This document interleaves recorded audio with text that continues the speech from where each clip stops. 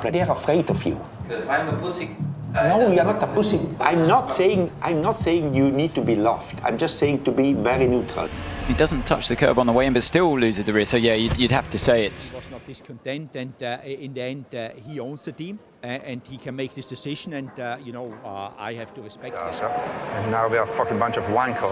Yeah. A team that finished P5 in the Constructors' Championship after just 2 years in the sport would normally have some positive days to look ahead, right? But what if I told you that the same team failed to score points just a couple of years later, had controversial financial problems, and was at the brink of bankruptcy with no business partners interested to invest in them? But in these tough times, Haas found a new leader, someone who was recognised for his technical knowledge and someone who brought them back in the midfield. This is the rise, fall and rise of the Haas F1 team.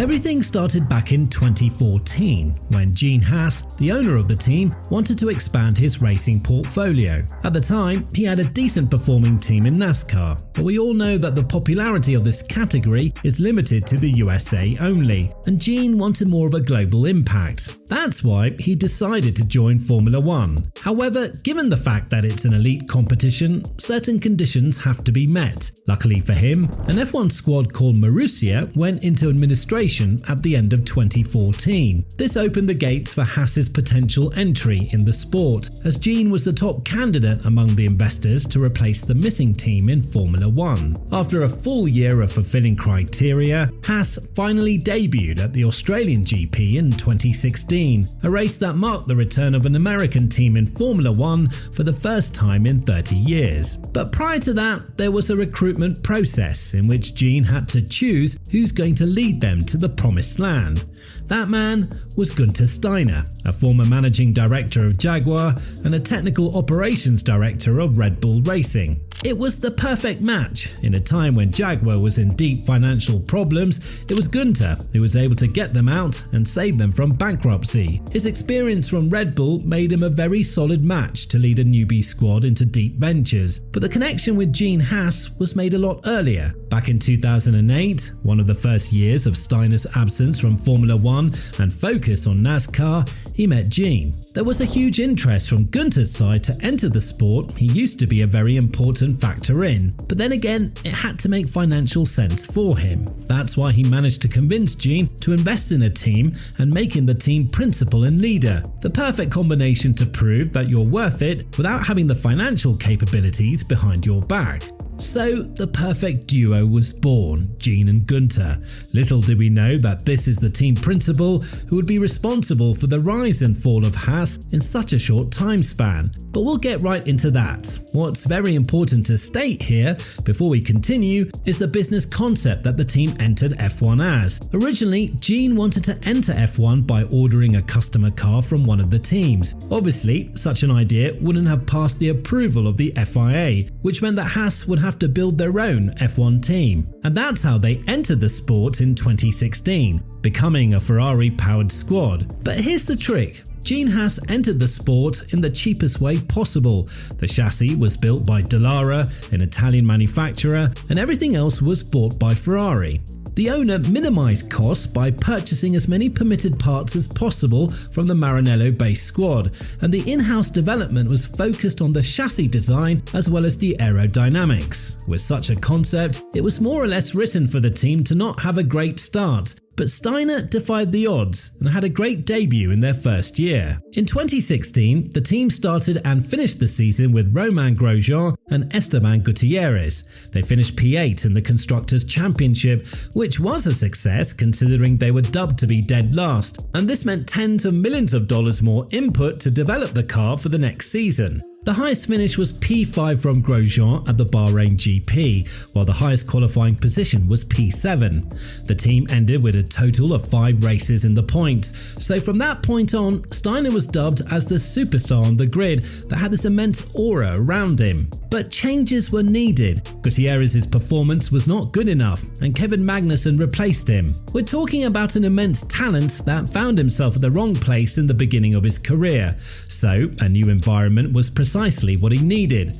Now the team had a better, more experienced lineup and an improved car, the VF17, with which they finished 8th again with 47 points in total. But there were a lot of positives to take from Steiner's leadership here. He led the team to their first double points finish in Monaco in that year, and the team had 11 races in which they finished in the points. The next year was the revolutionary one, in which Haas started to face a lot of controversy.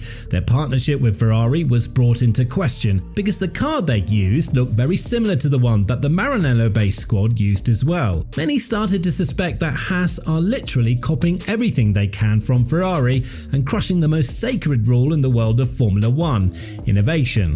Add to the fact that they finished P5 in the Constructors' Championship with 93 points, and you have a case on your hands. From this point onward, the midfield was not the dream anymore, it was the reality, and Haas was starting to strive for more.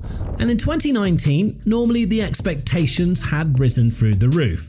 When you finish P5 in the year before, you expect that the leadership will at least keep you there if they're unable to push you to the top 4. Some strong moves were made on a financial point. Haas signed a sponsorship with Rich Energy, enabling them to invest without drying the pockets of Gene Haas. And it was quite a big deal too, a multi-million-dollar sponsorship that was supposed to last several years. Little did we know, this was the turning point for Haas's F1 venture. Rich Energy wanted to use Haas only to promote their beverage, which they never produced in great amounts in the first place. The most paradoxical part, the company was worth only $1,000, but it made it to the sponsor title of Haas. That's how scammed the American team was, and with so many legal issues, controversies, and drops in development, the team finished P9 in the Constructors' Championship with only 28 points. It's a massive loss in the prize money when you think about it too.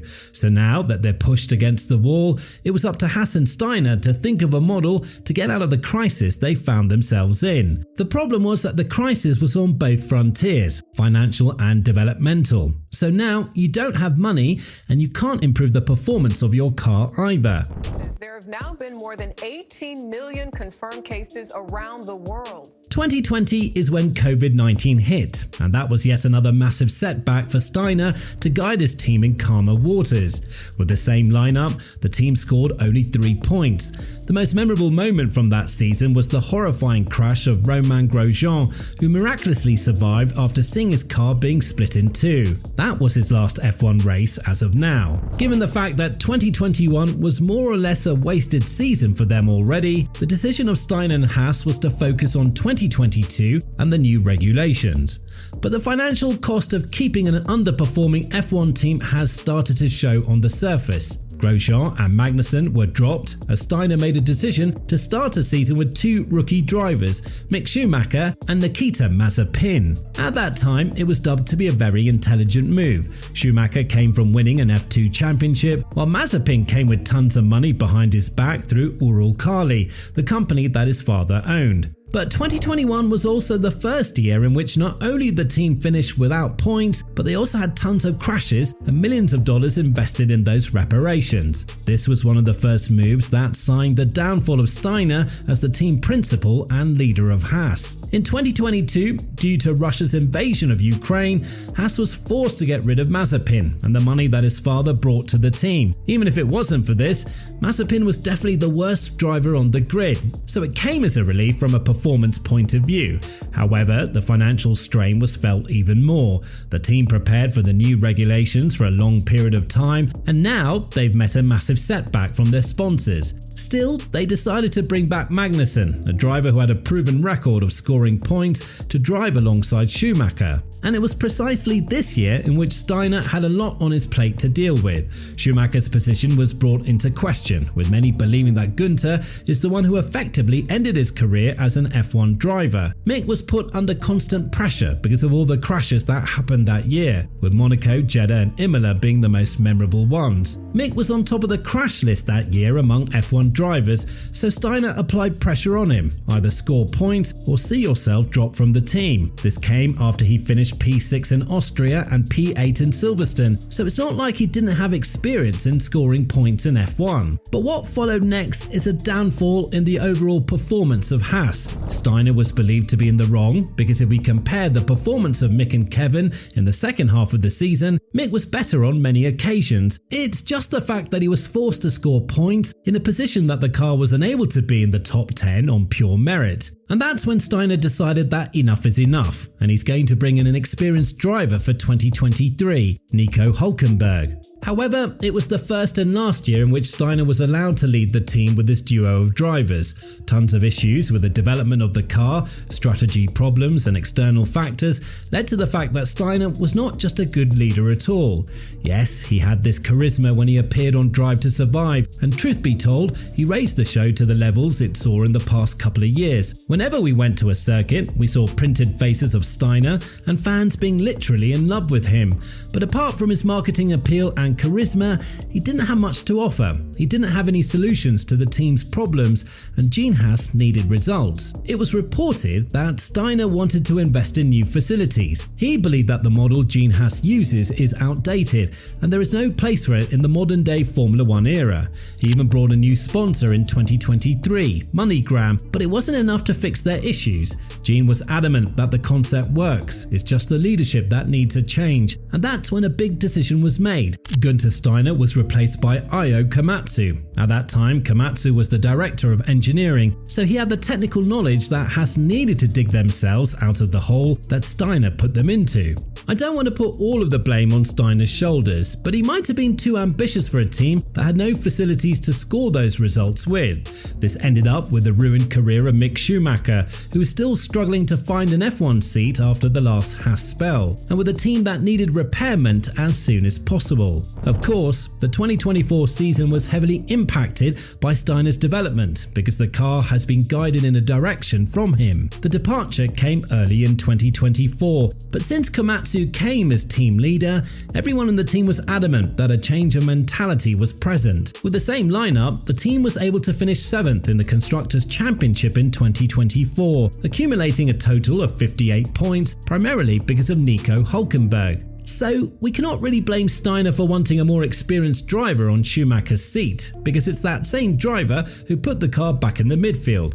However, Nico left the team for Sauber in 2025, and it was the first challenge for Komatsu to rebrand the team in a new direction. Magnussen was dropped for the 2025 season, and Ayao entered with a brand new lineup: Oliver Behrman from Ferrari's academy and an F2 competitor, and Esteban Ocon from Alpine, a race winner and an experienced asset. It was obvious that the team started to move in a new direction, because there are tons of positives that Haas met in the past couple of years. The promotion of key personnel like Laura Muller as the first female race engineer and Ronan O'Hare, as well as bringing talents like Francesco Nessi and Karine Kridelich, are just some of the moves that Komatsu committed to. Under the leadership of Steiner, the team was focused on the wrong things: constant criticizing, not understanding the basics of the car, and focusing on the wrong business model as well. While they've kept the same philosophy with how the team operates, thanks to the technical understanding of Komatsu, Haas are now much more comfortable fighting for points and have a car that can easily finish in the top 10. From 2026 onwards, the new regulations are supposed to give us an illustration as to where the team actually stands in terms of rebranding themselves as a serious team. But there is one thing they still have to achieve: a podium. They are the only active F1 team without a top 3 finish, but huge steps have been made towards this goal as well. We see Behrman and Ocon frequently in Q3. All in all, Komatsu made the team less dependent on Gene Haas's money and gave the people who deserve to have power. They are now the leaders of the rebuilding process in Haas, and thanks to Ayao, the team found areas in which they could improve without shouting and banging doors in front of their drivers' heads. The Japanese leader said loud and clear, "We need to be transparent, and we need to understand that this isn't a sprint, it's a marathon. It means that solutions will come at their own time, and we need need time to understand our problems before we can act on them. This begs the question, how did Steiner put Haas in such a poor position? Did Gene Haas have a big role to play in this as well? And even more importantly, what does the future hold for the American squad now that Cadillac, another USA competitor, is set to join from 2026 onwards? Let us know your thoughts in the comments down below, and once you do that, make sure to like our video and turn on the notification bell for more similarly related content.